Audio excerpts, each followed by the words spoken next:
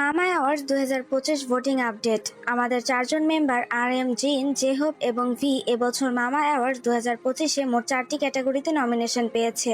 RM best rap and hip hop পারফরমেন্সে মনোনীত, Jin এবং J Hope best dance performance, male solo এবং fan choice ক্যাটাগরিতে মনোনীত, ভি বেস্ট কোলাবোরেশনে মনোনীত।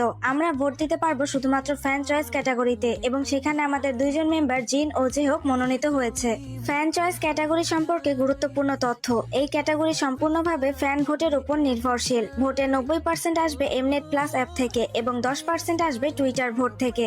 শুধুমাত্র টপ 10 আর্টিস্টই পাবে বোনসাং অ্যাওয়ার্ড এবং দেসাং জেতার সুযোগ। তাই আমাদের মিশন হলো জিন এবং জেহবকে টপ 10-এ সিকিউর করা। ভোটিং নিয়মাবলী। এই রাউন্ডে ফ্যান চয়েসে ভোট দেওয়া যাবে মোট 6 জন আর্টিস্টকে, 3 জন ছেলে প্লাস 3 জন মেয়ে। যেহেতু আমাদের কেবল 2 জন মেম্বার নমিনেশন পেয়েছে, তাই আমরা জিন ও জেহবকেই ভোট দেব।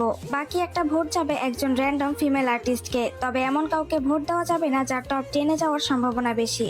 Twitter voting guide. Twitter vote হবে প্রপার হ্যাশট্যাগ সহ। ছবিগুলো দেখুন। টুইটারে একটি অ্যাকাউন্ট থেকে একটি টুইট ও একটি রিটুইট করা যাবে, মাল্টিপল অ্যালাউড নয়। রিটুইট অবশ্যই ভ্যালিড ভোট অ্যাকাউন্ট থেকে হতে হবে।